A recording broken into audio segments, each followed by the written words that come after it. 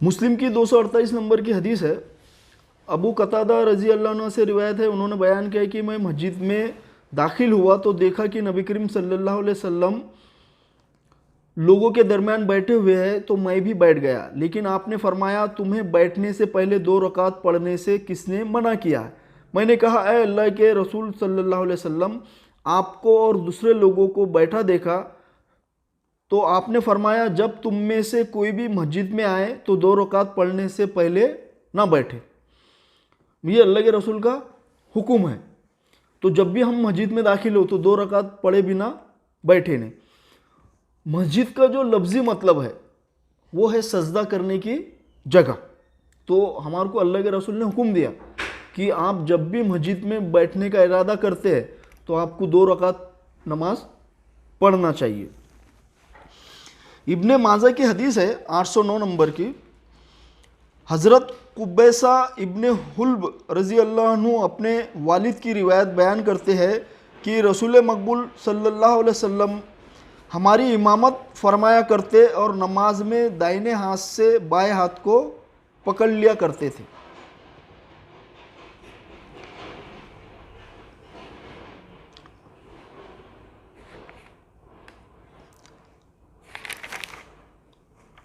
अबू दाऊद की 5026 नंबर की हदीस है।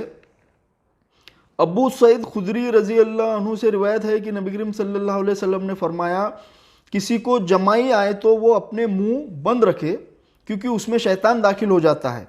नमाज में आए तो जहाँ तक हो सके मुंह बंद रखने की कोशिश करे। इब्ने माजा की हदीस है 1005 नंबर की। हज़रत आयशा रज़ी अल्लाह अन्हुमा कहती है कि नबी करीम सल्लल्लाहु अलैहि वसल्लम ने फरमाया कि सफ़ की दाहिने तरफ वालों पर अल्लाह की और फरिश्ते रहमत, अल्लाह और उसके फरिश्ते रहमत भेजते।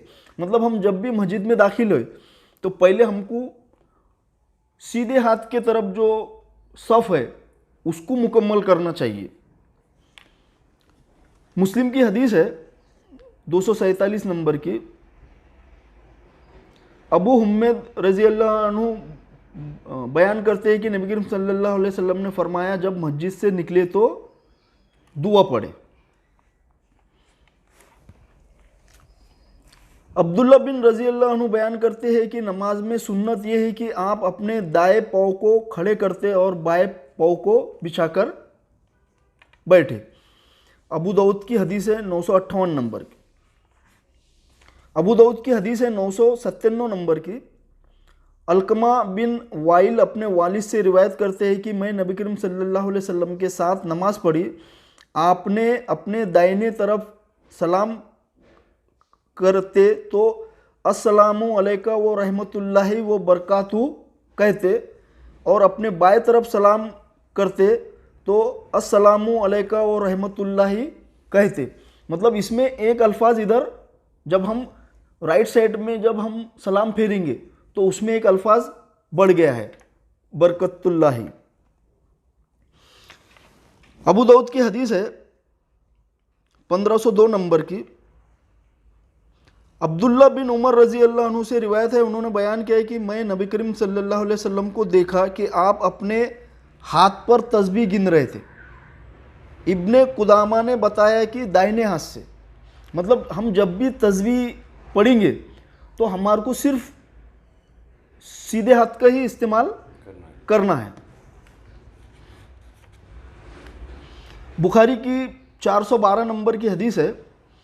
अनस बिन मालिक रज़ी अल्लाह अन्हु से रिवायत है कि रसूल अकरम सल्लल्लाहु अलैहि वसल्लम ने फरमाया, तुम में से कोई अपने सामने या दाहिने और ना थूके बल्कि अपने बाएं तरफ या बाएं पाँव तले थूके।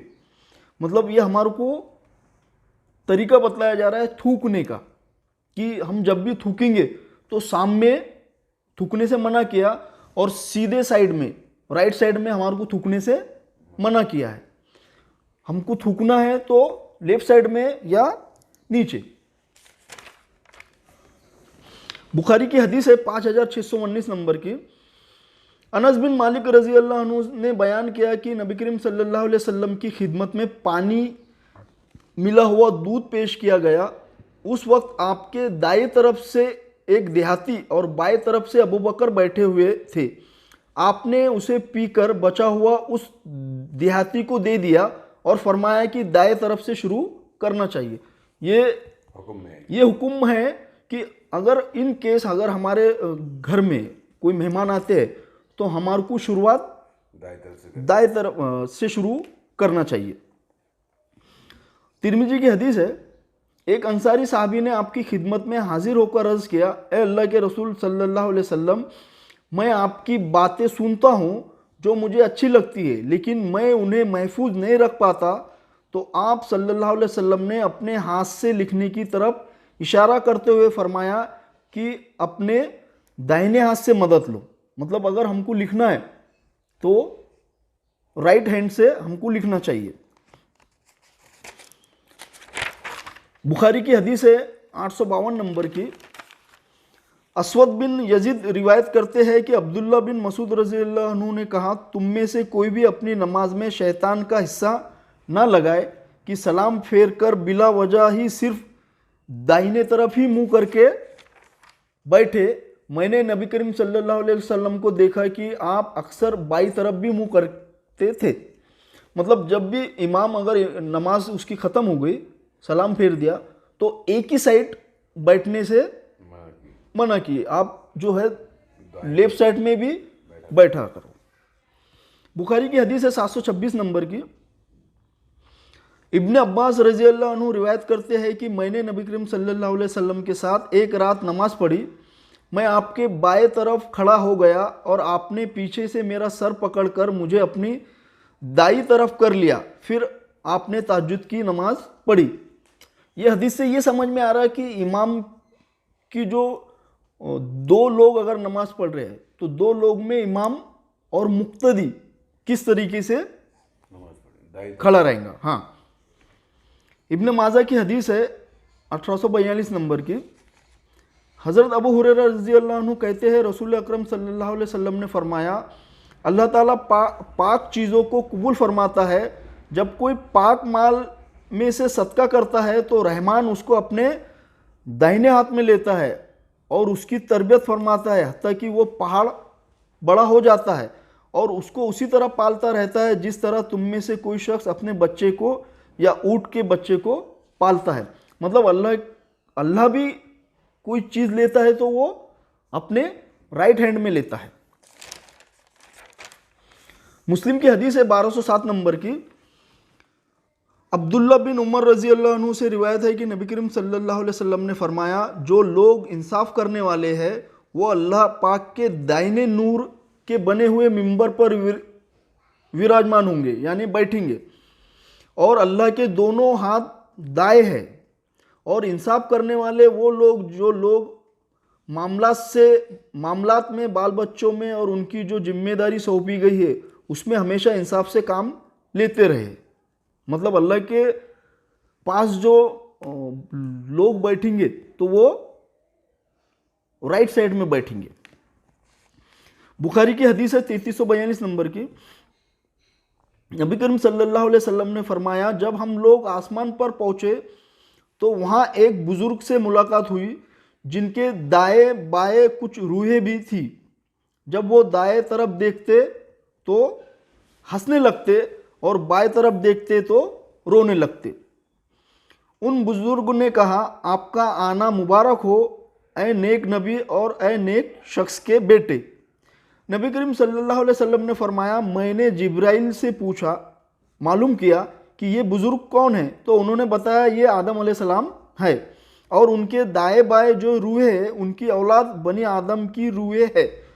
जो दाएं तरफ है वो रूहें जन्नती है और जो बाएं तरफ है वो जहन्नमी है। इसलिए जब वो अपनी बाएं तरफ देखते तो रोने लगते और जब दाईं तरफ देखते तो हंसने लगते। ये बुखारी की हदीस है 3342 नंबर की। बुखारी की 1423 नंबर की हदीस है। अबू हुरैरा रजी अल्लाह अन्हु से रिवायत है कि नबी करीम सल्लल्लाहु अलैहि वसल्लम ने फरमाया, 7 आदमियों को अल्लाह पाक क़यामत की दिन अपने साये में रखेगा जिस दिन उस साये के अलावा और कोई साया ना होगा।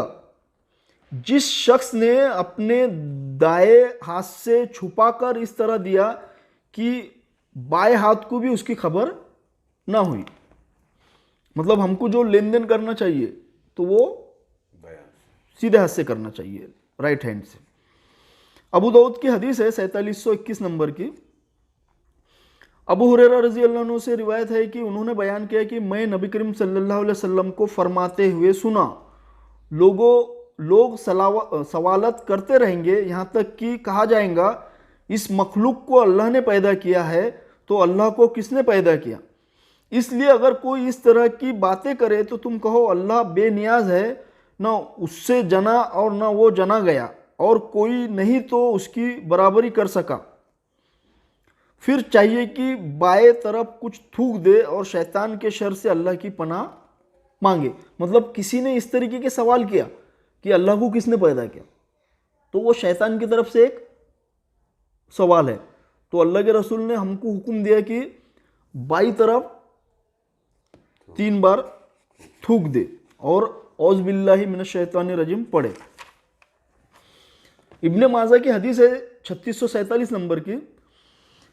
हज़रत अब्दुल्ला इब्ने जाफ़र बिन अबू तालिब रज़ी अल्लाह अन्हु कहते हैं रसूल मकबूल सल्लल्लाहु अलैहि वसल्लम दाहिने हाथ में अंगूठी पहना करते थे, मतलब अल्लाह के रसूल अंगूठी पहने तो दाहिने हाथ।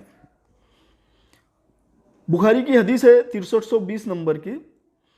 अबू हुरैरा रज़ी अल्लाह अन्हु से रिवायत है कि नबी करीम सल्लल्लाहु अलैहि वसल्लम ने फरमाया, जब तुम में से कोई बिस्तर पर लेटने चले तो पहले उसे अपने इजार के किनारे से झाड़ ले, क्योंकि उसे नहीं मालूम कि क्या चीज़ उस पर आ गई। मतलब जब भी हम बिस्तर पे जाएंगे तो हमको झाड़ने का हुक्म दिया। बुखारी की हदीस है 6311 नंबर की। बरा बिन आजिब रजी अल्लाह अन्हु से रिवायत है, उन्होंने बयान किया कि नबी करीम सल्लल्लाहु अलैहि वसल्लम ने फरमाया, जब सोने की तैयारी करने लगो तो वज़ू करके दाएं करवट पर लेटकर ये दुआ पढ़े। अब बहुत सारी दुआ है, आप उसमें से कुछ भी पढ़ सकते, लेकिन अल्लाह के रसूल ने फरमाया कि जब आप सोने का इरादा करें तो वज़ू कर ले और अपने राइट हैंड पे सोए।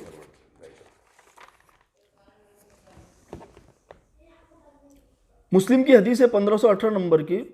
जाबिर बिन अब्दुल्ला अंसारी रजी अल्लाह अन्हु से रिवायत है कि नबी करीम सल्लल्लाहु अलैहि वसल्लम ने फरमाया, जब तुम में से कोई बुरा ख्वाब देखे तो अपने बाएं तरफ 3 बार थू थू करे और 3 बार औज़ बिल्लाहि मिनश शैतानिर रजीम पढ़े, और जिस करवट पर लेटा हुआ है वो करवट बदल दे। मतलब ये हदीस हमारे को ये समझा रही है कि अगर हमको ख्वाब अगर बुरा आ रहा है तो वो बुरे ख्वाब आने के बाद हमारे को हमारी एक्टिविटी क्या होना चाहिए कि शैतान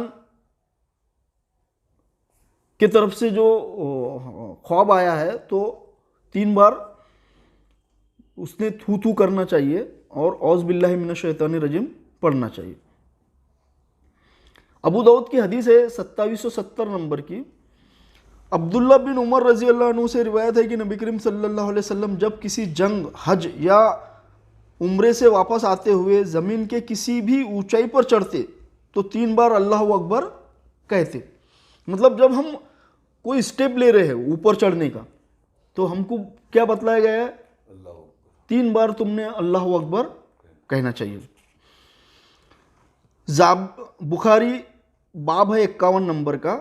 जाबिर बिन अब्दुल्ला रजी अल्लाह अन्हु से रिवायत है कि हम नीचे उतरते तो तस्बीह कहते। मतलब हम अगर सीढ़ी से या पहाड़ से नीचे उतर रहे हैं तो हमको सुभान अल्लाह कहना चाहिए। मुस्लिम की 199 नंबर की हदीस है। उमर बिन खत्ताब रजी अल्लाह अन्हु से रिवायत है कि अल्लाह के रसूल सल्लल्लाहु अलैहि वसल्लम ने फरमाया, मौजिन अल्लाह अकबर कहे तो सुनने वाले भी वही शब्द दोहराए, और जब वो अशहदु ला इलाहा इल्लल्लाह व अशहदु अन्ना मुहम्मदुर रसूलुल्लाह कहे तो सुनने वाला भी वही कहे, और जब वो हय्या अलस सलाह हय्या अलल फलाह कहे तो सुनने वाला ला हौल वला कुव्वता इल्ला बिल्लाह कहे, और जब वो अल्लाह अकबर कहे, अल्लाह अकबर ला इलाहा इल्लल्लाह कहे तो सुनने वाला भी वही कहे इस तरह अगर सुनने वाले ने दिल में यकीन के साथ कहा तो वो जन्नत में जाएगा। ये मुस्लिम की हदीस है 199 नंबर। अब्दुल्ला बिन अम्र बिन आस रजी अल्लाह अन्हु ने बयान किया कि मैं नबी करीम सल्लल्लाहु अलैहि वसल्लम को फरमाते हुए सुना, आपने फरमाया जब तुम में से मौजिन की आवाज़ सुनो तो वही कहो जो वो कहता है, फिर मुझ पर दुरूद भेजो, क्योंकि मुझ पर दुरूद भेजता है अल्लाह पाक उस पर 10 रहमतें नाजिल करता है। इसके बाद अल्लाह पाक से मेरे लिए वसीला मांगो, और वसीला हकीकत में जन्नत में एक जगह है जो अल्लाह के बंदों में से एक ही को दिया जाएगा, और उम्मीद है कि वो बंदा मैं हूँ, यानी मोहम्मद सल्लल्लाहु अलैहि वसल्लम। और जो कोई मेरे लिए वसीला मांगेगा तो उसके हक में मेरी शफात वाजिब हो जाएंगी। ये मुस्लिम की हदीस है 198 नंबर की।